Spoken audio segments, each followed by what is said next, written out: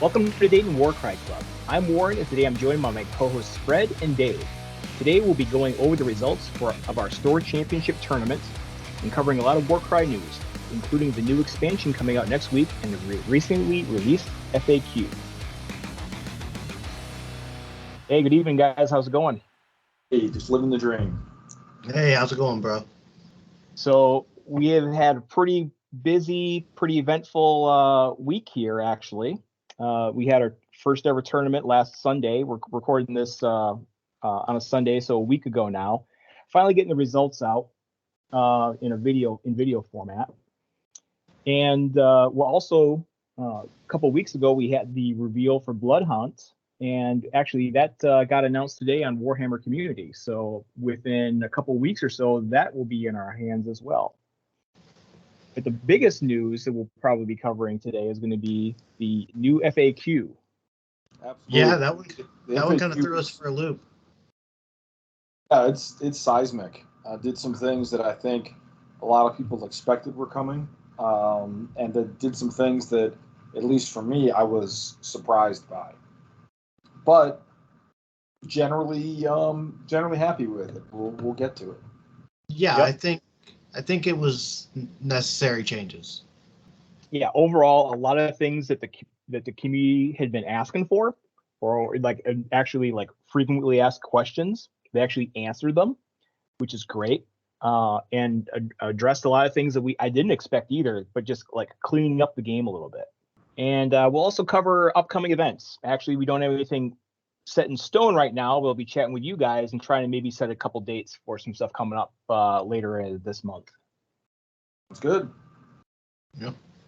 First off, hobby update. As a reminder, if you're listening to this on the podcast, this is best experienced on our YouTube channel. So you can see our hobby picks when we do battle reports, see the kind of the breakdown of the movement on the battle reports, breakdowns of the lists. And we got more pictures and stuff to show you as well. So go ahead, like and subscribe to the Dayton Warcry Club YouTube channel. Last time I checked, we had 307 subscribers. We were hovering around 300. And we finally got over that hump. And thanks everybody for your support on the YouTube channel. We're coming up on a 1-year anniversary, and pretty happy with having 300 subs at this point. So I got a lot of stuff to show off here.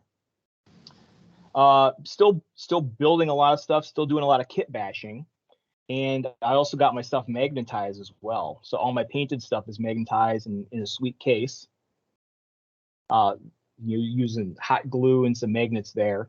That's a pretty neat storage solution I have. The cases from Table War has those metal plates and slides out and stuff like that. Yeah, I'm gonna have to go looks to really something good. like that for Yeah. some of my larger models. Yeah, Home 'cause cases won't handle these like Lord of Afflictions and that kind of stuff are real tricky to fit. So Yeah, like Varangard is kind of a tricky travel companion.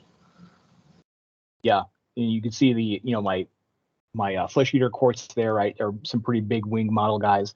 Actually, the guy up front there that you see, he's actually the first casualty of the magnets. He's got 1 foot attached to the base, and it was already weak connection because it had already broken once, and it broke because the magnet was too strong. So do be careful about that. I got to kind of rebuild him and reinforce him. A lot of the kit bashing done. Again, working through all the stuff I had on sprue, a lot of spare bits. Built some skull reapers. Not skull reapers. Yeah, skull reapers. For corn. A couple blood warriors with double axes. I had the guys from the box with the gore fists, and using some spare parts, ordered online, made them into the double axe blood warriors. Down in the lower left, it's my attempt at making marauders look cool, just with a head swap. So get rid of the derpy heads. yes, that's a big challenge. Those are not my favorite models generally. Those look good. I like those heads. Hard to deal with the suspenders, but the heads are an improvement. I don't mind the suspenders and the straps. With those, I wanted something like so. Those are Frostgrave cultist heads, and I wanted something like gimp mask looking. So I think I got the right effect there. And what else? Finished these last night. So my Stormcast, I finally have almost all the Stormcast done, kit bashed. So there's a bunch of my Liberators there. Did a little bit of arm surgery on one of my Prosecutors. And these guys are almost all ready for priming this week. And I got an airbrush coming. I bit the bullet, and we're gonna do airbrush priming for these. So moving forward on these, I have a deadline I gave myself here. I want to get these finished by the end of March and play these at Adepticon. But then you guys got a few things done too. Yes. Yep. So Dave, tell me about yours first. Yeah, this is the Herald. I don't remember the name specifically of the Herald that is on foot, but that is what he is. And then that is the Blood Hunter, who is the Blood Crusher leader. I've had him kicking around for a while and just finally kind of picked him back up today. Kind of picked him back up yesterday and finished him off a little bit. A few things I'd like to tweak and basing, of course, still, but for the most part, yeah, I think they're looking pretty good, looking tabletop ready. And Fred, what you got? That is the Glotkin. The only conversion that was done to it is leaving the riders off the top. It's supposed to have a Chaos Sorcerer and a Blight King on top. And since I am using it either as a Cygor or a Gorgon of my Nurgle-themed army, I left those off. Took 2 days to paint. I'm fairly happy with where it's at right now. There's like infinite amount of tiny little touch-ups that it will probably get over time. And then, of course, I rebased it on, it comes on a round 130 millimeter base, and I rebased it on a Gorgon oval 120 millimeter base, which it fits on. It's the same rough height as a Gorgon. It's just a little girthier. But that'll be I wanted something real nerdly as the monster. And we'll talk about those lists that I'm kicking around later. But I think one of the factions that gets to play around with monsters a little bit, even after the FAQ, is probably Nurgle Demons, because Plague Bearers are so cheap. And I've always liked the big Nurgle models, the Magath Lords and the Glotkin and the Great Unclean One, but none of those were tall enough to be a Gorgon, so we went with the Glotkin. Yeah, it looks sweet. Yeah, and we'll definitely be talking a little bit about monsters here and what happened with them. So before we get to our tournament, though, or talk about the FAQ, we also had the reveal of Bloodhunt. So yeah, we got. And I don't think it was stunning to many people that it ended up being Khorne versus vampires. That was kind of one of the real early theories that everybody was kicking around. Once again, as usual, cool models, and I think some really potentially interesting competitive models in these warbands, and we'll have to kind of wait and see how the warbands as a whole look. But some of the profiles that we've seen so far have looked pretty good. Yeah, we don't have time to do a deep dive into these, but yeah, like for example, the Hound here. The Hound here is a decent profile. He's a fast mover, kind of like a Flesh Hound, and it had an interesting double that lets you take another activation in a row. I think that's interesting. There's some good looking profiles, some mid range profiles in this warband. You get Blood for the Blood God. A couple of the other YouTube channels have already kind of done some analysis on this, and we might get the time to do that ourselves. The one thing though, like stylistically though, you mentioned that like, yeah, we sort of guessed like with Bloodhunt it was going to be Khorne and vampires. That's what I guessed as well. But what I didn't guess was the flavor of Khorne that we'd be getting, right? Because they're not, these are not your typical. I mean, they're still bloodthirsty idiots, but these are like more feral werewolf type bloodthirsty idiots. And so they love Khorne's goodest boys. They're Fleshhound fanaticists. Yeah, so they worship like a giant flesh hound, like Son of Sam or something like that. Karnarak. I'm probably butchering the name, but it is the 3-headed flesh hound that is Khorne's like personal pet. Yeah, so this is pretty cool. And then also I was not expecting this. I expected vampires, but I wasn't expecting vampire monks with like this Asian influence, like monks or samurai. Yeah. And they're an interesting warband in that the models consistently have good high strength, good damage, and a low number of attacks. So it'll be really interesting to kind of see how they play on the table.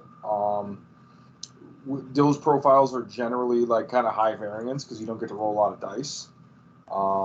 But some of them look like they could be pretty efficient with those profiles there. So again, cool models, and I'm looking forward. I'll probably take a look at them because I play a little Soulblight Gravelords. And I'm looking forward to tinkering with them. Yeah, I think, Dave, you had your eyes on the corn. I think Zach had his eyes on the terrain. We're going to take a look at that in just a sec. Yeah. Worth noting, they all have Games Workshop hair, and it's great. Just Games Workshop likes to give its vampires like the big, spiky, wild-looking hair, and I'm Super Saiyan hair.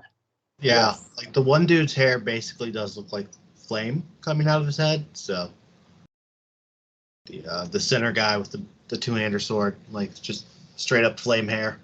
Yep, it's good stuff. Yep. All their vampires. Another interesting point. So usually for the bespoke war bands, there are like 10 models, and so you have some like really cheap, like 60-point chaff or so. These are 2 8-model war bands. So I think the cheapest any of these models is something like 90 points or 100 points or something like that. So something else to keep in mind, you're getting like all mid-range fighters. There's no real chaff in either of these. Yeah, they're exploring some interesting space with these, and I'm really curious to see how they play. And then the terrain, again, more of the same here. Yeah, more meat-eating trees, a little bit more bamboo, the palisades and stuff like that. I think this is kind of interesting. I do like the more fortified elements of it. Yeah, more bamboo, less rocks and stuff. So I'm interested in this. I think Zach is probably interested in this to expand out his Heart of Gur terrain. If this is like the last set, then there'll be a set of combined cards with Heart of Gur. So we can build dense boards that way. And then another bonus reveal from that Warcry reveal: new lizard men. Neither of our lizard men players are on right now, but new Sauruses, new Skink Knights, and a new Slan Starmaster. They're doing a thing with the Seraphim where they all have like celestial options, and like I forget what the other option is called, but there's like the star glowy ones and like the more lizardy ones, and it'll be interesting to see how that plays on the table.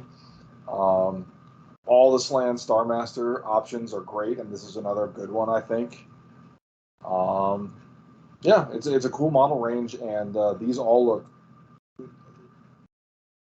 Big fan of that kind of the Starmaster might be my new favorite Games Workshop model. Oh man, look at his face. He is just not having it. He's got his pets, he's flying around, he's having a good time, you know. I like that they went away from the clear stalk flight base there to a more organic looking. It looks like it'll break very easily, but it looks cool on the table. It gives you a more immersive hovering feel, I think, than the clear stalk in the middle. I agree. Yeah, the GW flight stands, folks are not fans of those. Yeah. He also has a fabulous mustache, which I don't think I'd noticed before. Amazing top to bottom. Yeah. And this is just part of the Slan Starmaster and Seraphon. It's a good shooting model. It's slow, but it still flies. It can teleport models. It's a very versatile piece too. So. Mm-hmm. Yeah, and this is just part of one of the range refreshes. Probably more coming, but really, getting the sources right there in the Slan, that's probably most of what you might want for a good Seraphon army nowadays anyway. Yep. All right, so let's talk about our tourney recap. So we only had 6 players. I had a few more that were RSVP'd. We could have had 10 players, but unfortunately, we only had to do 3 rounds because of that. So we scrambled the missions around a little bit. I had another mission set up, and I had a good arrangement of 4 match play missions for everybody, if it came to that. We opened up with Cursed Relic, and we played Hidden Vault, and then we finished up with good old Killing Stuff and Reaper. A good mix of game types. I agree. Yep. These are probably my 3 favorite of the match play missions. Yep. My intent here is to get 1 treasure mission, 1 objective mission, and 1 kill mission. And so Reaper is opposite of No Quarter, I believe, and we don't like No Quarter here. We think that one tends to lead to ties, so that put us on Reaper. I had a choice between Hidden Vault and Ley Lines. Went with Hidden Vault. I actually wanted to do Hidden Vault and Ley Lines. And then for the treasure mission, Cursed Relic for the treasure mission, because from what I'm hearing, being the first person to pick up the relic does not necessarily guarantee you the win because of the 6 damage or the D6 damage you take per turn. It is possible to lose or to quote unquote break serve in Cursed Relic. I think in the 5 treasure mission, that one I think is harder to break serve. If you can take the center one, you can take 2 more of them and play keep away and win 3-2. Cursed Relic I think is a little more balanced, but I liked Cursed Relic quite a bit. What I like about it from a game design standpoint is that a lot of your lists that have like dedicated treasure hunting models are small and fast, because big and fast tends to be really expensive in 2.0. So a lot of those do not have a lot of wounds, and the Cursed Relic aspect of it, the D6 damage, is a real downside. If you have to hold it for 4 rounds. Grabbing it. It will reasonably kill any like 10 to 12 point model that picks it up and can't hold it for more than a round or 2. Yep. So it turns the mission into so you take your biggest guy, right, and you try to have him go grab it. And if you have your biggest guy that's one primary damage dealer, you don't necessarily want to throw him into combat while he's also taking D6 damage. So there's a lot of tension in a lot of different directions, which I like. Right, because you can also not pick it up and try to just scrum around it as well as an option. So you don't necessarily have to have it in your possession, but if somebody swoops in the last mission and takes it, then they win. So there's a lot of back and forth between that. Yeah, and we got pictures for Hidden Vault. We know Reaper. We know we got pictures of those and a couple battle reports potentially to run for those 2 missions from this tournament as well. But let's go over everyone's lists here and everybody's warbands. So I brought a light box to take pictures here. Set that up. Pretty happy with how it turned out with the light box. Still kind of getting used to learning how to use it. It works really, really well for single miniatures, to zoom in on a single miniature. To try to get a large, like a whole warband together, you kind of see the seams in the back, and it's a little bit harder to kind of get things focused and kind of get enough light, especially if you had darker models. A little bit of photoshopping afterwards to bring up the brightness helped in a couple cases, but overall, I think this is pretty neat, and we'll be doing more projects with this in the future. I'll just really cool. Yeah, I'll speak for Zach. So he played Khorne Bloodbound. He was building around Bloodsecrator, and also I believe the Slaughter Priests. He mentioned the Slaughter Priests also have an AoE attack buff and just a Blood Reaver spam. So that was his goal. Bloodsecrator bomb style, right? Like the goal is to set up big Bloodsecrator turns if you can. Yep, that's part of it. And I was never a believer in Bloodsecrator bomb. Even a Bloodsecrator being 160, it's still a quad. But he also mentioned that he had a couple plan Bs because Slaughter Priests, I believe, also have a similar ability. I wasn't aware of it. maybe it's a generic Khorne leader triple, where on kill you kill someone and then you get an attack bubble for the turn, like a +1 attack. I don't know if we're gonna have the time to really do like deep list dives on all of them, but managed to get 10 models on the table with some really interesting options where the Slaughter Priest can pull, the Bloodstock Creator's support piece, and then just a lot of models on the board. So there's definitely like a coherency to the list here. There's definitely like a plan A and a plan B, which is a sign of a good, well thought out list. Yeah, the generic hero triple is Lord of Skulls. Triggers on kill until the end of the battle round. Add 1 to the attack's characteristic of melee attack actions made by visible friendly fighters while they're within 6 inches of this fighter. Zach's warband is 2 Slaughter Priests, 1 with axe, 1 with flail, 1 Bloodstock Creator, and 7 Blood Reavers. 995 points, 10 models. Got to remember to narrate.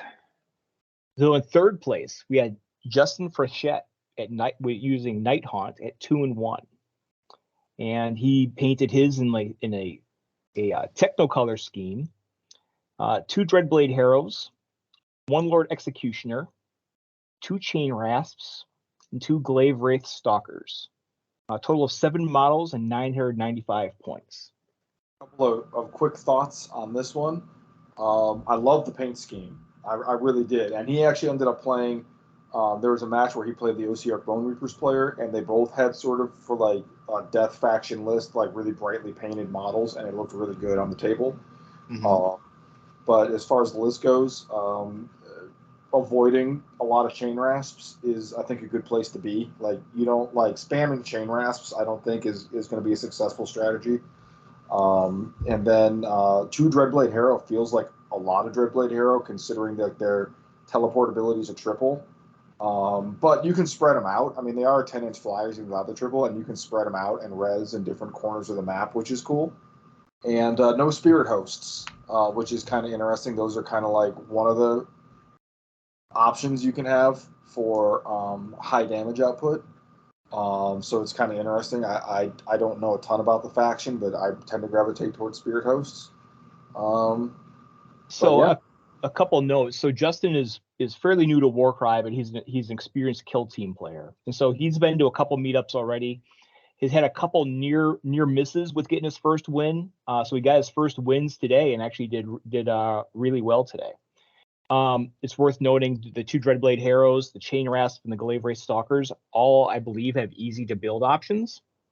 So as a starter warband, even though you're not using Spirit Host or some of those other hero models, it's an easy place to get in. And having played Justin once, this is like his style, this finesse style, and really using the move 6 flyers across the board. Yeah, this is definitely a play to the mission type list. You're not going to overpower if you try to commit to fights too early. You just don't have the offensive output to punch through. So this is definitely like a pick your battle, play to the mission style list. But I believe he won Reaper. He won Reaper on round 3. Yeah, well, Reaper is a selective killing mission, right? All your guys are fast. You can pick where you want to fight. Plus res. Yep. Yep. Second place, we have Dave with your good old Slaves to Darkness, 2 and 1. Run down your list for us.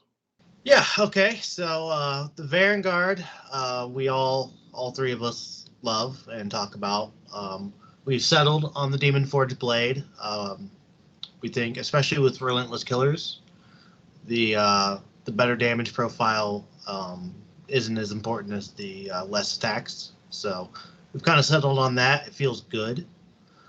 The War Queen is the War Queen. She's a blender, a little glassy, but she pretty much holds her own as long as she is not just like mollywhacked right to begin with. The Deathbringer is allied in from Khorne Mortals. He's got a decent amount of wounds. He does a lot of damage. He's got some good abilities. We've got the 2 Chaos Warriors, one with the 2 weapons, one with a weapon and shield. That's just there to provide a little more punch. The weapon and shield I actually like to use to clog up lanes, because with his 6 toughness and 15 wounds, you can use the generic Slave to Darkness reaction to heal. So like you can just kind of use him to plug up lanes for a while. And then Marauders just kind of round it out. Some more activations. They can poke with their 3-inch range. They can do some damage, but they're Marauders. They're there. Overall, I like it. I don't know it's perfect. I'm still tinkering with it, but I've got three pretty good hammers to work with. Some couple mid-range fighters, a little bit of chaff. Can really do what I need to do with it. Mostly, I have sort of have an answer for everything, I think, with the expense of not excelling at anything, which also is jack of all trades, master of none sort of catch-22. So David and I have been discussing his Slaves to Darkness list and kicking around a lot of ideas before this event, and I think this is, I think you landed in a good place, kicking around all the options. I think the list is good. I like Chaos Warriors a lot, and I have a lot of lists kicking around that use a lot of Chaos Warriors that I hope to try out soon. So overall, just a solid list. It's worth pointing out here that David had room to play the 290-point Vanguard, but chose the Demon Forge Blade anyway. Yeah. And I think that was the right decision. I've been really impressed with Demon Forge Blade. Yeah, this just kind of shows like the evolution of the list from like what we originally had, and you arrived at this list and you actually played this same list for a couple of different events there. So it's I do have a lot of reps in with this list, which is one of the main reasons I decided to go with this iteration. So it's performed generally pretty well. So you just have a hard time beating Fred. I was going to say he had one loss. Yep. That is that's the story of my life. So this is my list. Yep. Speaking up again, I had room for the 290 point. What is that? Ensorcelled Weapon. I had room for the 290 point Ensorcelled Weapon Vanguard, but chose to take Demon Forge Blade instead. I think it was a good decision. I think that it performs really, really well. I've said in other places, and I stand by it, that Lord of Afflictions is becoming one of my favorite models in the game. I mean, it's a cool model, but like it plays really well on the table. And then the Plague Ridden is just the cheapest possible leader. It's just an upgraded Plague Bearer. It's pretty significantly upgraded Plague Bearer. It's almost twice as expensive as a Plague Bearer, but it's not like in there for its profile. And then just 6 Plague Bearers to round it out. I don't think we mentioned it at the beginning of this, but this tournament rules included no monsters. Correct. So this was my take on, if I was building a monster list, it would look a lot like this, and then the Lord of Affliction sort of steps in as the monster. These are the type of units I would use to support a monster in a list like this, and then I tried to think like, how would I build a list, like that, and I settled on Lord of Afflictions.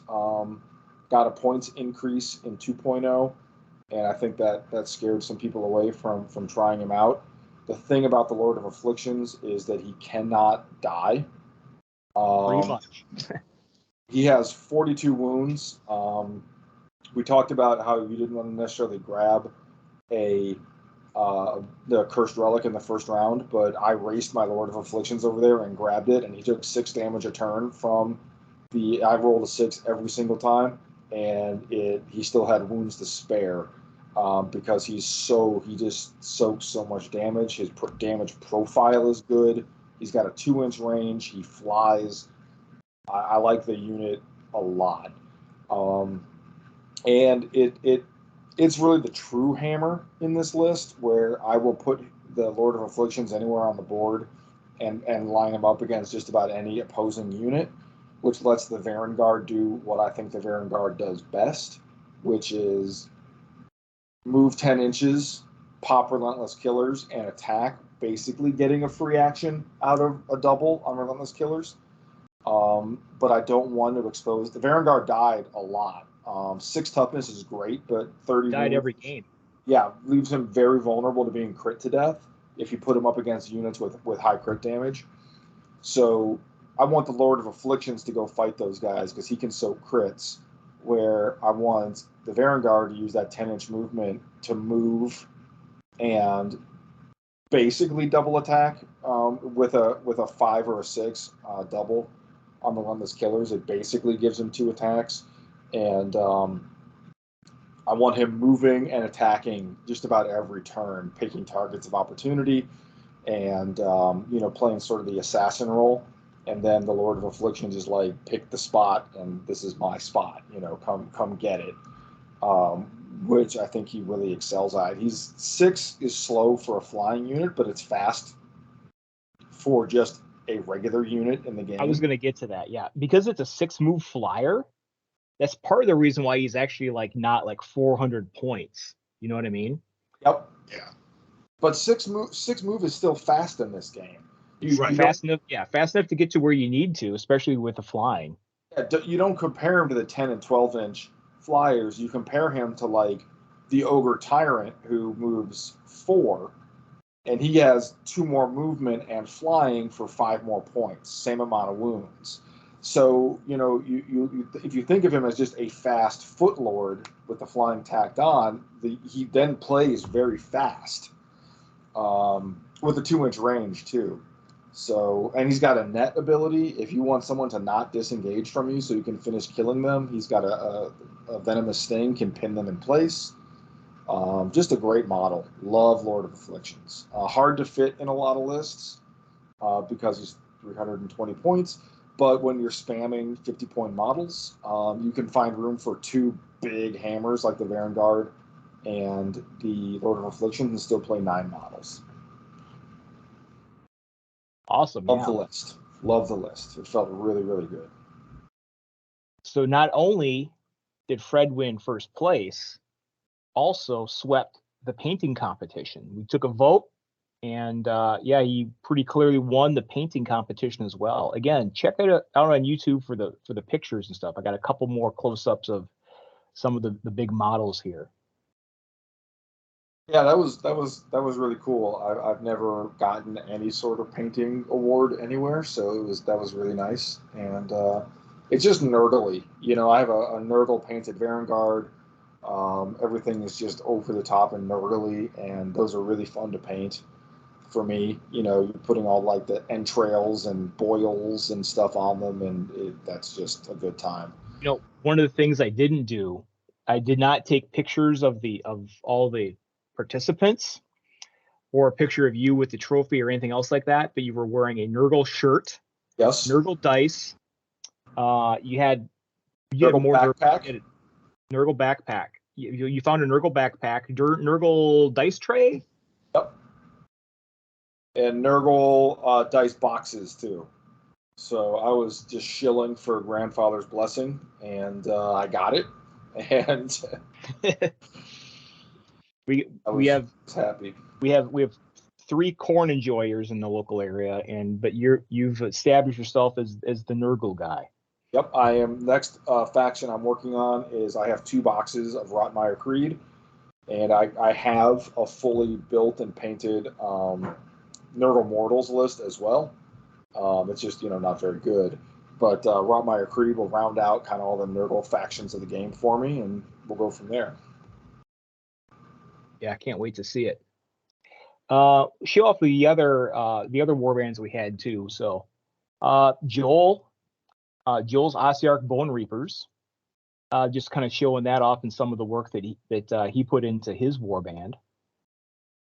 Yeah, I played Joel with the warband. It both played well on the table, and it looks cool. I like the color scheme. My Soulblight Gravelords, for example, I feel a little too muted on the table, and I like that both of our death players for this event decided to really keep that deathly feeling, but add a lot of color where they could, and it really kind of pops. Yeah, it looks really good. And I also played Joel. I actually ran the Dayton Warcry Club gauntlet because I played Joel, Fred, and Zach. And really, our game was very, very close. It could have gone either way. So they played well. They looked good. We're gonna get him on here, and he's gonna tell you about them himself. Eventually, we're gonna pin him down, or if we're gonna find time for him. He's got a battle report, so we'd like to have him on to chat about that. And again, without getting we're gonna do the battle report. I won't get into too many details about the game, but our game came down to in Reaper in the final round. He had killed the Varangard, and so I was down to Plague Bear. We were tied. We each had a victory point. And so when someone was going to win the game in the final round, if they could get a kill, and all I had left was Plague Bearers and the Lord of Afflictions. And so I was like, that's a really good spot to be in, right? Because he can kill 50-point models. But the Lord, he's not going to get the 320 points for the Lord of Afflictions. Like, he just didn't have enough damage on the board to kill it in one round. And so, like, all I had to do was kill a unit worth more than 50 points. So there's a lot of value, I think, in having that super high wound, like, mobile battle platform type model. And that was just one of many situations that came up where it was really good to have just like that. You don't really care if he eats crits. He just soaks damage. I wish I'd taken a picture of the Morghast. The Morghast is big model, just impressive. Yeah, huge. I've never seen one on the table before, and it's really big. Yeah, it's really easily one of the larger models that you're going to see on the table. And then, yep. And then finally, so second place in the painting contest was actually a tie between Zach's Corn with the display board that he put together and Ryan's Sylvaneth. Sylvaneth paint up really well. Yeah, they do. You pay attention to the details on them. And these models I think look really, really good. Yep, and they photograph really well too because the bright colors. Good list with 3 Kurnoths. Pretty solid list. And then you got another little close up there of the lead Kurnoth there. You can see the detail a little bit better there. Yeah, it's just like they don't have like a ton of little like fiddly filigree bits and buckles and stuff, but you really want to get the details of the wood to stand out, and it's got to be really clean. And I think they look really good. And it played well on the table. I played him. The Kurnoth Hunters are good.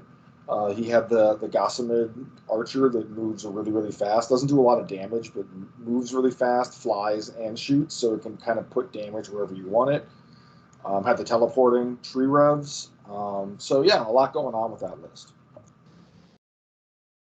All right. Yeah, can't wait to have our next event and see what, next time we do a tournament like this, like what rises to the top. But there's big changes coming with the new FAQ. Yeah, we thought we were doing a battle report this episode, and then this came. I ran out of time to do it, and this is this is more interesting to talk about anyway. And then a few of the other content creators have kind of covered this a little bit. We're going to kind of go into a little bit of depth and kind of give our take on some of these rules here as well. This isn't everything, but just kind of like our initial takes and opinions on some of the stuff. The thing that really impressed me with this FAQ, the last one had questions on it that they just really didn't answer the question. They didn't. It was amazing how much they did not answer the question. And this one, I think, took some feedback on that. And this one generally took the question, drilled very deeply into it, and answered them very thoroughly. This was a much better FAQ. And they actually went and changed things or answered questions that people didn't ask or that were sort of like didn't make sense. They did a lot of clarification because Games Workshop is, of course, and it has been since the inception of Games Workshop, notorious for writing kind of loose rules. Mm-hmm. And, when you play competitively, you don't have to like nickel and dime every single interaction, but it's good to have official rulings to fall back on ambiguous language. And they cleaned up a lot of that. Yep. And so fix it.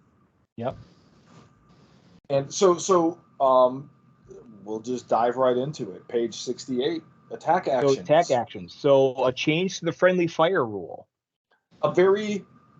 It doesn't affect a ton of units, but the units it does affect, it really makes a big difference. There are units in the game that only have a range damage profile, and they literally could not fight in melee combat. Right. And now they can. Yep. If they're within 3. Yes. So if they're still shooting far away, then you still have to obey the friendly fire rule. But if you're within 3 and have no minimum range, and so this is the javelin thrower from Hunters of Hawanchi, First Fang, Untamed Beasts, flamethrowers. I think Horns of Heshet. The model that it affects the most in terms of like the unit, I think is good and is affected by this rule is the flame hurlers from Horns of Heshet, which I think is a good profile. And I guess is it the claws of Huanchi that it affects? Yeah, Huanchi's claw is a those are also 8-inch range javelin. Yeah, so those are 2 like definite competitive worthy models that you're going to see on the table. So it only affects a couple of models, but the models it does affect tend to be good, I guess, is what I'm saying. And being within 3 inches, you can get within 3 inches and still be relatively safe from combat, and still very be able few to models can counterattack you at 3 inches. Yeah. Right. So, yeah, that's good. It's a good clarification. Yeah. It fixes a lot of feel bads from the friendly fire rule. Yeah. The neck carrying treasure is another fixes a feel bad. When people did this to you, it felt terrible if you didn't know this was how the rule worked. Right. Where you could start a move action, grab a treasure, and finish the whole. If you're move 10 flyer, you could finish the whole 10-inch movement. And they'd be like, well, no, you're supposed to be slower with treasure now. And you're like, only if you start a move action with treasure, ha ha ha. Right. That doesn't work anymore. Yeah, so, great change there. Again, just fixing a fairly big loophole with the carrying treasure rules. Yes, it was a big one. It sort of reminds me of the logic they gave in Magic the Gathering when they changed putting combat damage on the stack, where they were like, look, it doesn't take any more skill to do that. It just is a gotcha moment for newer players that don't know the specific of the ruling. It's counterintuitive, and experienced players use it to make new players feel bad because it's counterintuitive, but it's to the letter of the rule. It's a good fix. Yeah, I missed that, but I didn't miss that. So, and then also, no one asked for this, a change to raised fighters. This is just a nerf, is what it is, to what has been generally among the community kicked around as one of the very strongest, if not the strongest overall faction in 2.0. I know I abused the heck out of this when I was playing Spiders under the old rules where you could res and then activate. And it made people mad. Like, everybody was very polite about it, but everybody was like, this feels really bad to be on the receiving end of. I just killed that unit and it's now attacking me, in the same turn. It's crazy. You're not that unit, right? If it didn't activate. So if it didn't activate, they because that's the smart thing to do in miniatures games, right? Is to go for the units that haven't activated yet, so you can steal activations. And people would do that, and I would res it and be like, ha ha ha. It's not. It was too good. It made resing, which is already a very powerful ability, too good. And even as someone who plays Soulblight Gravelords, I'm kind of glad to see that angle go. Yeah, it was overpowered, and now it's not, which is sort of the goal of these things. So. Yeah, and to clarify, what we're talking about is raised fighters cannot be activated, use abilities, or make reactions in the combat phase in which they are set up. And a raised fighter is any model that has been the target of an ability that returns them to a dead unit to the battlefield. Yep. So regardless, that's the big change, right? So regardless of when it died or which one you rezzed, because before you had to kind of keep track, like, okay, if something died, did it die this turn? Did it activate already? There's no more bookkeeping. When it comes back, Right. boom, automatic summoning sick, not doing anything this turn. And rezzing is still to borrow from Magic, it basically has summoning sickness. So, and for narrative, they can't use heroic traits or artifacts, et cetera, et cetera. No reactions, can't do anything. Yeah, this is a clarification that they aren't affected by any abilities that affected them when they were taken down. Like, some units have like debuffs, like -1 toughness to the end of the battle round, or minus to the movement and that kind of stuff. So it clears that. Again, no more bookkeeping on that. You don't have to remember, oh, did this guy have a debuff on him when he died? The other everything else kind of makes sense, right? They're still not considered to have been taken down.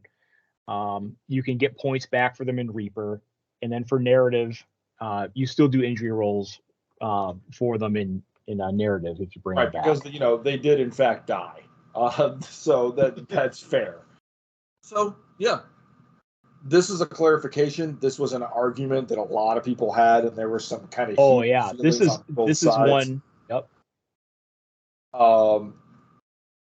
Damage points from hits are only hits. They clarified in this, and I think they did it more than once, that crits are crits, hits are hits. If an ability affects one or the other, it will specify. If it affects both, it will specify. Right. Well, they there's a Jade Obelisk reaction, which reduces damage from hits and crits. It's worded differently than, say, Untamed Beasts or Soulblight Gravelord's reaction, which says -1 damage from a hit. So, and this one is one where this one could have gone either way. I thought that they were going to make it affect crits and hits, because otherwise, if it only affects hits, the reaction is garbage. It's bad. It's not a good reaction. Yeah. It's only good out of insane corner cases, but yeah, they just clarified that the reaction isn't good. Yeah. that's what it is. I mean, that is what it is.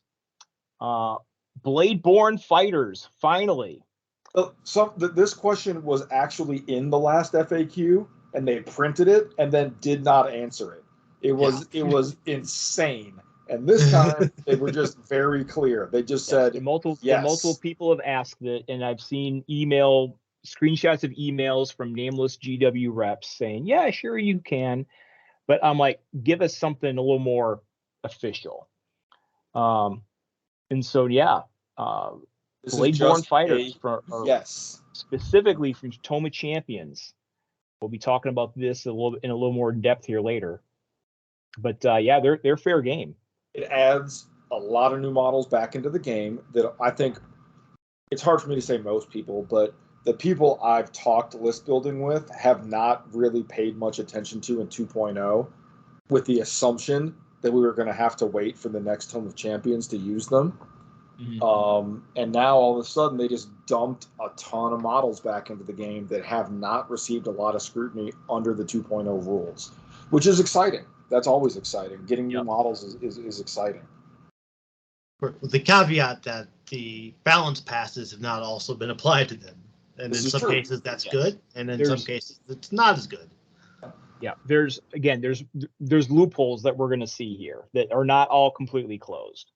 We'll talk about it in more detail later. But for example, in just a minute here. That's high toughness models are not going to be good. High movement models are going to be good, generally speaking, in 2.0. Next up, so this is an interesting one here. So this is a narrative. When you earn renown, you get the ability to do free reactions.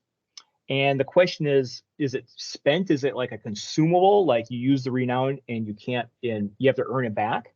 Or is it like you get one free reaction per level of renown per battle?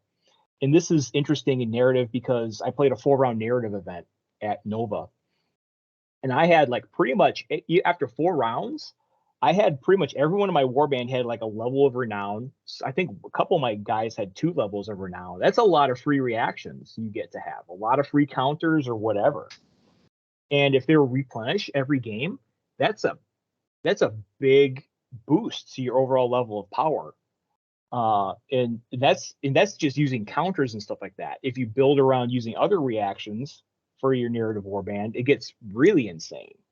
And so I kind of appreciate that you can definitely snowball in power there with regards to like narrative warbands, but it seemed like too good to be true. But then like the flip side was if it's consumable and you lose the level of renown and have to earn it back, that's like a feel bad because like no one's ever going to want to use it, right? You don't want to use it like in an emergency situation, right? We always want to hoard resources. It's a reason that games like World of Warcraft have gone away from 60-minute cooldowns, because you're like, if I use it now, I have to wait an hour to use it again, so I'll wait, and then you just never end up using it. Like they want you to use this stuff. It makes sense to me. So yeah, this is interesting, and another thing we, again, for narrative here, if we ever do a campaign or something like that, if you wind up with like an insane amount of power creep in your campaign because everyone in your warband is like 2 levels of renown, you can always like not use the renown, right? If you're playing versus someone new, just to be like, yep, I'm just gonna pull some punches in this case, right, to make it a enjoyable experience for the newer player. Someone from Dogs of War had mentioned that on Discord, and that makes sense, right? I mean, you can always hold back, but I can just imagine like a battle versus 2 like seasoned warbands, and just tons of free reactions and just a lot of back and forth. It does kind of add that feel that these are seasoned veterans in combat, right? Because the combat becomes more elaborate as they get more skilled, and I think that's interesting. Yep. And the last one, a core rule change. This really only affects one model in the game right now, but if you have an ability that changes your crit value, it actually, and this is a specific example here, this affects the Crew Boy's Bolt Boy boss. Yes. So if you activate his ability and you crit on 4+, any roll of a 4+ is a crit, regardless of the target toughness. So you could be shooting a toughness 6 or a toughness 7, you're still critting on 4s. On 50% of your roll, you have a 50% crit chance. Yep. So if you're targeting for example, some of the Stormcast cheaper models that have toughness 6 but only 20 wounds, and you're critting them 50% of the time, you will potentially chew through them. Yeah. Yep. It's like an aim shot from the Bolt Boy boss. So he can't move, and then it's like the next attack crits on 4s. Who else? Horns of Hashut have that as well, I believe. There's a condition attached to it, but they can crit on a different value as well. Yeah. Yeah. So cool. Yeah. Again, clarification of an ability. Yep. And these are all things that had come up, questions on the Discord and stuff like that. So, someone's either forwarding these questions to GW, or maybe someone's actually listening on the Discord, which is great. Let's take a real quick aside here on the Underworlds fighters here. So Fred kind of touched on it, and so the 1.0 profiles, some of them translate really well, a lot of them translate not so well. The things to keep in mind when looking at a profile to say, hey, is this something I want to use in 2.0? And again, this is not an exhaustive list, but things to look for to find good candidates. High movement models or flying models, because we know that they're way more expensive in 2.0. So chances are those sort of models are going to be undercosted if you were to use the 1.0 Toma Champions point value. Some of these examples really jump out at you. Look at Prague versus Astaba. Like, it's better. He's cheaper, more wounds, and an extra strength. Yeah. And he's 5 points cheaper. So you take the first Prague Veneta before you take the second, like the first Staba, right? You only get one, but if you're taking Stabas, the first one should be Prague every time. Yep. And again, in game, when you're talking about gaming, a lot of times people overuse the phrase strictly better, like, right? Because a lot of times it's like usually mostly better, but sometimes there's corner cases. But Prague's just a better. He's just strictly better. Yeah. We actually have cases of things that are strictly better in this case. And some of these are side grades, and some of them are but some of them are very, very attractive side grades. Slake Slash being 30 points cheaper than a Slakehorn is crazy. Yeah, so that's with an example. That's an example of a high movement model that, in 2.0 Slake Slash at 6 movement you'd be paying a lot more for them. So you're getting a bargain there. There's some again, not strictly better. I think for 30 points cheaper, you take Slake Slash almost every time. Yeah, sacrifice the 3 wounds and a inch of range. Okay, yes. Assuming you're in Slaanesh Mortals, or you take Vasilek. I think Vasilec's a little overcosted, but it kind of breaks even. Slash Ankle Set, who are both good. Right. And so you can take that package. I used Duke's Harriers as an example, Enias Curseborn as well. Examples of flyers that would be way more expensive today. Other things are unique abilities or profiles. So Snurk Sour Tongue isn't necessarily a unique profile. He actually, in 1.0, it was a unique profile. There were no fanatics in 1.0. But even if you look at him compared to the fanatics now, that's still a unique profile. And you're getting quite a bit more. It's 15 points more than a Loonslam fanatic, but you get what you're getting for the 15 points is well worth it, I think. I agree. A lot of people were really disappointed when they added fanatics to Warcry because we had seen Snurk, and then the other ones were just not as good. Snurk is like probably one of the most glass cannony models in the game, but capable of insane damage output. I think I would definitely, if I had 15 points, only reason I would take a Loon Smash is that I had to have a fanatic for some reason, and I didn't have the 15 points. Otherwise, you take Snurk. Snurk is worth taking, I think, in a lot of situations to have the model, where I wouldn't just cram a Loon Smash a fanatic into a list just to have one, if that makes sense. Mm-hmm. Yeah. Squigs changed so much. Yeah, so some of the models that were, they got big changes, right? Like Squigs or Griffhounds. Like none of the there weren't any Griffhounds in the 1.0, right? But Squigs all changed across the board, but you can still run essentially the equivalent of monster Squigs using the old profile, 2 of them, if you want. Yeah, old Squigs were relatively slow, heavy hitting models, and new Squigs are cheap. That's to go along with the rest of the warband. So I wouldn't play Squigs in my Gits warband at 80 points. So like, what do they bring to the table that you're excited about? But Zarbag's Gits Squig, I still probably don't play it, but you take a look at it because its damage output is good and it's got a lot of wounds. Yeah. So again, different philosophy. A lot more options, unique options that you're not going to see in the compendium. And again, this is not an exhaustive list. I know I can think of a few more. There's I think almost strictly superior Ungor Raiders in Gashrak's Despoilers. There's a whole lot of other kind of Grashrak is a unique profile himself. He is very different than a Great Bray Shaman. Yep. You have like Gigantha and the dog Grawl for Slaves of the Darkness, which don't have equivalents. You have an Archer. You have unique abilities, right? Grashrak gives you essentially a net on a quad, right? The paralyzed. It's not a net; it's a cannot activate. Right. Which is better, but takes a quad, fine. But he also just has a much better attack profile than a standard Great Bray Shaman. Yeah,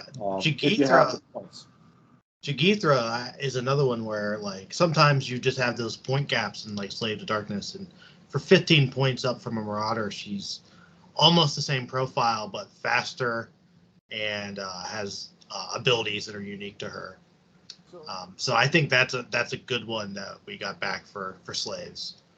Then you have stuff like Skaith's Wild Hunt. None of those models exist in the game outside of that warband. They are all unique profiles. So I guess the takeaway here is 2.0 with Underworlds fighters is not a solved format. It's too new. There's too many options. There's too many unique choices for us to sit here and say the same lists are going to be good in 2.0. It adds a tremendous amount of variables, and they're really worth looking at. If you're looking at building lists, really take a hard look at those Underworld warbands.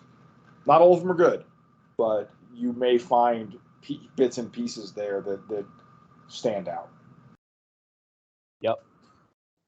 Shout out to our good friend Jolly from the channel Generally Bad Gamers. He started a series. He's doing a deep dive on all of the 1.0 Underworlds warbands from the Toma Champions and going into depth about, he's doing all the side-by-side comparisons, determining whether or not they're good. And then also, whether or not they're worth it as well. Some of these things are going to be kind of hard to find as well. This is true. Yeah. Fortunately, I basically picked them all up in 1.0 because I have the disease. But now some of these are very difficult to get, and that's unfortunate. Maybe they'll reprint them. Probably not. But probably not. But we're going to have a pretty liberal proxy policy here, and then Jolly's stated the same. So yeah, check that out because it deserves a deep dive that we're not doing right now. There's a ton of data to look at. Yep. So moving on, though, that's one of the big things, one of the biggest changes that everyone was looking for. Compendium rules changes. So we'll kind of go over some of these here. I'm going to point out the Anvil Guard Loyalist got moved to be a quad, the Show No Mercy ability. That's an ability that said it was you add half the value of the triple to your hits and crits. And so if you weren't doing a Tempest's Eye ally, you could take a fast mover. There was like a cavalry dude that was pretty affordable, and you make them Anvil Guard, and you had a really fast suicide hammer. If you could, there's definitely some options there too. The assassin is a foot fighter that can benefit from that kind of thing. He's got 5 attacks, but now that it's a quad, it's a little more. It's more balanced now. You can. I mean, you can do whatever you want, but generally speaking, strategically, you can build around your triples, but you can't build around quads. Yeah. So it does change the focus there a little bit. Speaking of that, you can build around triples. That was a big triple everyone built around. Tempest's Eye. Yeah, Tempest's Eye finally gets all's in line with the rest of them. Yep. They all got nerfed one by one. Undead one. Abilities. The big takeaway there is you can still use it. It's still good, but yeah, I still think it's good. Yeah. Assuming like you can slingshot in one turn, get +6 movement, +6 inches of movement to like a slow fighter, get them into the fight, and then after that, I think they're going to be good to go. Order has a lot of slow, heavy hitters that benefit from this because they have Stormcast. But I don't think it. To me, it's no longer the default. Bring a Tempest Eye ally. So we'll see how it shakes out a little bit. We'll be talking here in a bit about the overall, what this does to the overall format, for competitive. Lead from the back. Lead from the back. Oh boy. Rest in peace, Lead from the back. We hardly knew you. Yep. So we knew this was a great ability. Everyone liked to brew with it. No one ever really used it until there's the Iron Golems list that was at Salty's tournament. Used it brilliantly, I think. In 2.0. In 1.0, it was like one of the game-defining abilities, right? Like it was in the top tier list. But yeah, so the Iron Golems list had a couple allies, including a Master Molder there, and it was an interesting list because you had like an Ogre Breacher, you had Master Molder, you had a Slaughter Priest, you had the Dominar, and the lead from the back worked well with all of them. And you could do things like you could lead from the back, affect one fight, or lead from the back and then wait, have a guy activate, get the bonus attacks, and then the Master Molder moved fast enough, you can move him into another fight, affect another bubble, and get even more bonus attacks across the board. So it's been brought in line with all the other bonus attack abilities now, pretty much. They all had pretty much just like +1 across the board. Still fine. No longer the focus of your Skaven leaders is that they bring lead from the back, but it's still fine. Yep. I don't miss it. I never use it much, but then again, I was always cracking whips and using running death a little bit more. I've had this in my, I have this in my arsenal, but never really felt the need for it. So Soulblight Gravelords taking a big nerf. Their res used to return units fully back to life, but they had to be minions to do it, unlike the Nighthaunt. Nighthaunt. But now, if it's a skeleton or a zombie, you get to bring them back fully healed. If it's any other minion, they come back damaged. Yeah. So you're not getting the insane value anymore. Right. On top of the new rules where they also can't, activate. Yes. Mm-hmm. Now, people are saying that, this will push Soulblight Gravelords into skeleton spam, and I think there's something to be said for that. But I mean, Soulblight Gravelords are still really good. They're still, as far as raw damage efficiency, they're still insane. So you just can't run like the loop of rezzing the same one over and over again as effectively. So, talking about kind of loopholes, Sons of Velmorn, the 2 smaller Graveguard, or actually, the 3 smaller Graveguard from the Sons of Velmorn have the minion rune mark, but according to this, do not have the elite rune mark brought back. Very good point. Sons of Velmorn, you can run them, and you can actually res them at full health. I like it. That's funny, and I like it. So yeah, Zarbag's Gits stocks are going up. Sons of Velmorn stocks going up. Speaking of Gits, they've done this to a couple other abilities in the game. The Slan Starmaster teleport was changed to only teleport Seraphon. Now you can no longer run a big ogre or Iron Jaws monster and get free actions for it. It has to be a friendly fighter with the Gloomspite Gits rune mark. So you can still run Founder Boss, Loon Boss on Giant Cave Squig.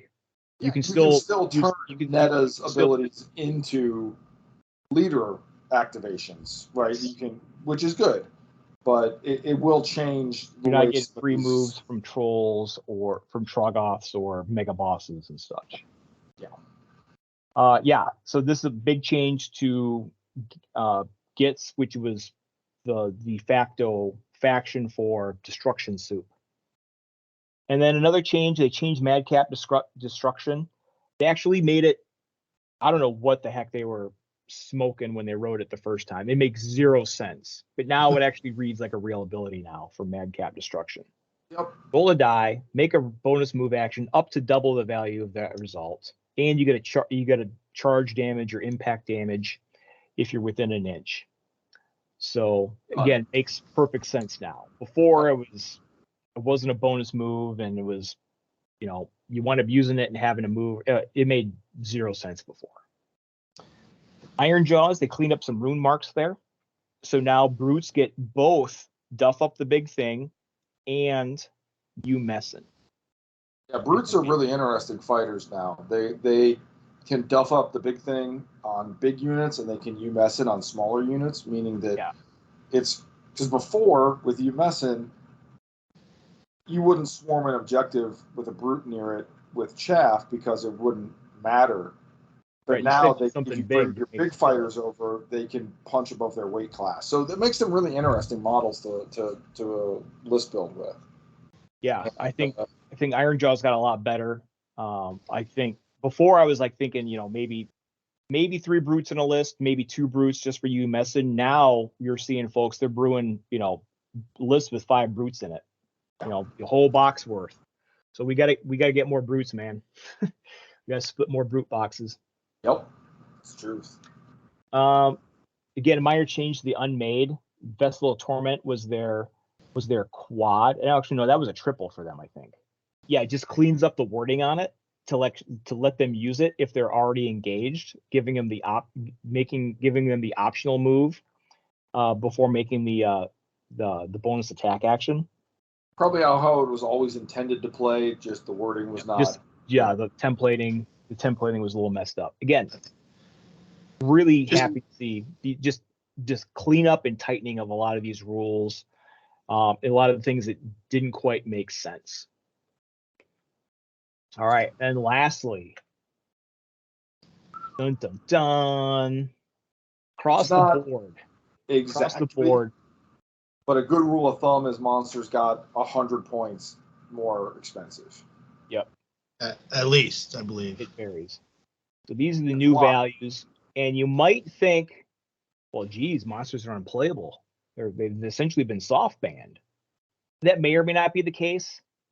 I think there's still a place for them, but we've been kind of discussing, and it's more along the lines of you can play a monster still, but the rest of your warband is going to be a lot more hollow, smaller numbers, less killiness apart from the rest of the warband because you're paying so much more for the monsters, right? The Chimera, for example, is over half your points now. Zombie Dragon's even more than that.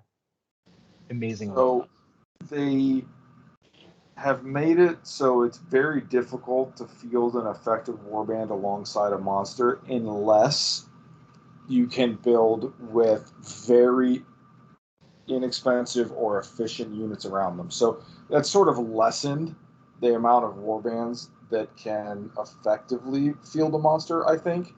And we'll see if that's true. But I think that you can still very reasonably field a monster in Soulblight Gravelords. You can still reasonably field a monster in Nurgle Demons. And we have 2 lists here that reflect that philosophy right off the bat. Yeah. So what you're looking at right now for your first, actually, this is what you're going to be testing, right? You're going to play Glotkin as a Cygor. You're going to keep your Vanguard as your mobile hammer. And then you still have points for 5 more models.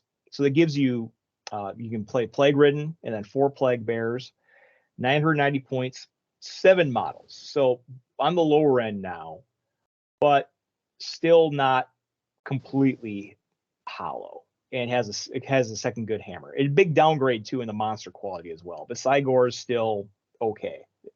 And the thing about the Cygor is it has that throw boulder ability, which can do a lot of range damage. Gives you something that the warband didn't have. You still have Dragon Maul. It still hits fairly hard. It's harder to corner in place with its big base because it can just stand there and throw rocks. There are some things to explore there. And Gorgon is another option at 445. But even going you from lose a Plague Bearer for that. Even off the cuff. But you can also turn your Vanguard into a Plague Bringer, which is the Plague Drone Lord, which is not bad. It's 255 points. And which means because you're 990, you have 10 points to spare, you can drop the 30 points down from the Vanguard, bring the Plague Bringer, and have enough room to upgrade your Cygor to a Gorgon. It's got 35 wounds and 5 attacks. A new 6 flyer.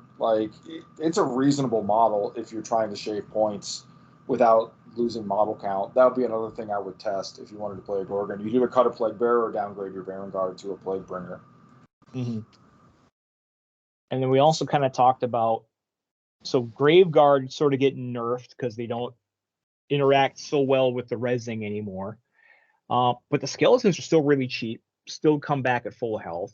You can actually still get a large number of models on the table here. 10 models is nothing to sneeze at. Terrorgeist, Necromancer, 2 Graveguard, and 6 Skeletons. Comes in at 995 points, 10 models. This list plays a 500-point model and still gets to play 10 models. That's how cheap skeletons are. We talk about here, alternatively, you can use a Sepulchral Warden instead of your Necromancer. That saves you enough points that you can upgrade your 2 Graveguard from Sword and Shield to Great Whiteblade, which are the much more offensively minded ones. And the Necromancer's in here because it's an inexpensive leader. The Sepulchral Warden is an even more inexpensive leader. Obviously, with this many skeletons, you could spike a big quad and use the Dance Macabre, but that's not why the Necromancer's in the list. Like, we're not building around that quad. It's just something that they can do. I thought that the Terrorgeist list with Soulblight Gravelord spam was one of the better lists you could play in 2.0 before this change. So this is attempting to kind of keep that list alive in some way. Yeah, because the Terrorgeist is no slouch. 10 models is still decent. So, Sepulchral Warden, if you have it or have access to it or want to run it. Again, that's under the unique profile. That's the cheapest leader available in Soulblight Gravelords now. Yep. And again, these are just things to think about, but this is, if you're looking at what a post FAQ monster list looks like, it's probably the best ones are probably going to look something like this. If you want to play a Chimera, you can do that. You play a Sloppy Bile Piper, a Chimera, and then fill out with Plague Bearers, and you still get a playable number of models. All your offensive output is your Chimera, so you have to play around it that way. But, with cheap enough chaff, a lot of things are possible. Yeah, otherwise you're looking at like 4 or 5 model lists, and I'm not sure that's where you want to be at. Unless you're Justin Orton, you can win with anything. Then you can do whatever you want, basically. Especially if you're playing Rumble Pack missions, which 4 and 5 model warbands are going to have a hard time winning a lot of those the way they're set up. I think that you can still play monsters. The thing is, they didn't make monsters worse. They did not change their stat lines or their abilities at all. We were kicking around. We thought maybe Dragon Maul could go to a quad. Yeah. It did not. Monsters are, once you get them on the table, they're still just as insane as they were. They're just harder to get on the table now, right? So then once you get them on the board, if you can still get 6, 7, 8, 9 models around them, they still play just as ridiculous. So they're worth thinking about. If you can fit one in, they're no longer, if you want to build the most competitive list in the game, you start with the Chimera and go from there. But you can still really consider one. You don't have to put them back on the shelf. If you can get this cheap chaff and sort of squeeze some massage your list to get some numbers in there around them, I think they're still going to play really, really well. Dragon Maul is still busted, Yeah. Still. So, just a few final thoughts here. Overall changes to the meta. I think that what this does, it does exactly what it's intended to do. We had a handful of archetypes that were clearly head and shoulders above the rest. Soulblight Gravelords, monster lists, destruction soup. You could also argue that allies and annihilators, with that sort of construct, using the Tempest Eye ability, was also probably pretty strong. And anything else was just second best. It brings them down, but it doesn't completely make them unplayable. I think that's kind of the definition of a successful nerf, right? I think so, yeah. It really curved the really more overpowered aspects, but nothing was like, oh well, throw this in the trash, it's done now. Right. Yeah, so don't throw away your Terrorgeists just yet. And again, I can't wait to see what this does in terms of opening it up the meta, in terms of the wide, the variety of warbands you see. There's a narrower power band or a wider variety of things available. If you're going to grade this FAQ, how would you grade it? I give the FAQ an A. I think that if you expected a better FAQ to rebalance the game, I don't know that that's realistic. We'll see how it plays out, but I think they targeted all the right things and they didn't over nerf anything. Yeah, I agree. This was about as solid of a fact as you could really ask for. Like, short of the next like Tome of Champions, like I don't know what really. Yeah, I'm a little harder on them. I'm gonna give it an A minus. You really gotta press me to get an A if you're taking a class with me. I gotta give them an A minus just because there's still some loopholes. There's still some kind of points discrepancies with the Tome of Champions fighters. I would like to have seen them get a pass through of points updates. Maybe that comes in another Tome of Champions. Again, Saving it's that, a you little got to sell the book, right? Right. Yeah. There's got to be something in it that sells the book, and it'll be the rebalancing. I think will be in the Tome of Champions. Hey, Yeah, and if remember anyone- how we legalized all these fighters again? Here's the new rules. Yep, exactly. But I mean, if anyone from GW happens to be listening, like, don't take that the wrong way. It was an incredible FAQ, does everything that it's supposed to. Pleasantly surprised by it. Whoever was involved in it deserves a round of applause. I think that really goes a long way towards establishing it as a balanced game for competitive. And again, just getting everything congruent with each other, right? Like all the points values all kind of match. Everything sort of makes sense. Everything in order. And I think we're going to get that in another Tome of Champions, hopefully. They probably aren't going to reprint stats or rules, but I don't think a points update for Tome of Champions 21 fighters is necessarily like out of the ordinary or out of the question. So I know GW has a policy of not supporting models that aren't in print anymore, and it is what it is. I get that, but just making everything line up. They do put a lot of work into doing the same thing for 40K Kill Team, and I like seeing that attention put in this game as well. And those are my final thoughts. Absolutely. Yeah. So what do we got coming up next? Upcoming events. I haven't locked it in yet, but I'm targeting next Sunday, February 26th at Epic Loot for our next event. This will probably be, we're going to break out the Rumble Pack missions, and we're going to start playing those, and we're going to add those into the repertoire. It should be interesting. New victory conditions, some secondary conditions. So once I get word on that, I'm going to put the word out in all the local discords there. And then also I want to ask you guys, since I got you on, put you on the spot here. Do you guys want to do another get together at Mavericks? Last one we did was after Thanksgiving. And again, I'm able to do support one a month at Mavericks as well on a Saturday. Yeah, absolutely. I'd like to. I'd have to get back to you on dates, but I think we should do one soon. I think it'd be a good opportunity for people to test the changes, and see what they're going to play for the next get together. I think we should knock one out here in the next couple of weeks. Yeah. All right. I'm always, work schedule permitting, always trying to get in as much gaming as possible. So. All right. Well, this brings us to a close for this episode of Dayton Warcry Club. It's exciting times, and we covered a lot of ground today. We'll be back with more soon with a battle report from our tournament. Until next time, I'm War Machine. Red Shred. See you forever. Thanks for listening.